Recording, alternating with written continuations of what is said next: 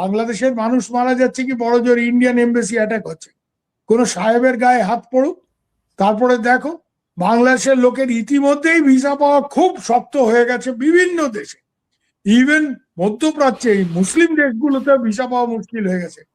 এইসব লোক এই যারা ওয়ার্ক ভিসা নিয়ে কাজ করতে চায়, আমি এরকম অগণিত লোকজন চিনি।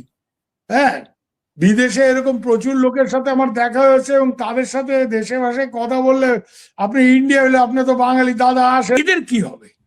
এদের ভবিষ্যৎ কি হবে? বাংলাদেশ যদি একটা জঙ্গি রাষ্ট্রের তকমা পায়, সব থেকে বেশি ক্ষতি হবে এদের। তাই জন্য আমি বাংলাদেশের সাধারণ মানুষদের বলবো যে দেখো বাবা, ওইসব শেখ হাসিনার সমালোচনা করা সব দোষ শেখ হাসিনা, ওইসব বাদ দাও। আজকে তোমরা যেই জায়গায় যাচ্ছ, যেটা শেখ হাসিনা আমলে হয়নি। শেখ হাসিনার আমলে আমি খুব ভালো করে জানি, আমার খুব ঘনিষ্ঠ বন্ধু, হ্যাঁ, যে আজকে যদি এরকম একটা তকমা বাংলাদেশের গায়ে লেগে যায়, বাংলাদেশের লোকজনের পক্ষে স্টুডেন্ট বাইরে পড়তে যাবে কি শ্রমিক বাইরে কাজ করতে যাবে, এই রাস্তাগুলো যদি বন্ধ হয়ে যায়, এটা একটা বিরাট ক্ষতি হবে বাংলাদেশের সাধারণ মানুষের জন্য, যারা ওই আরবের মরুভূমিতে গিয়ে 12 ঘন্টা কাজ করে চাবুক খেয়ে কিছু টাকা দেশে পাঠায়, চাচা আমার জন্য একখানি জমি কিনে রাখো।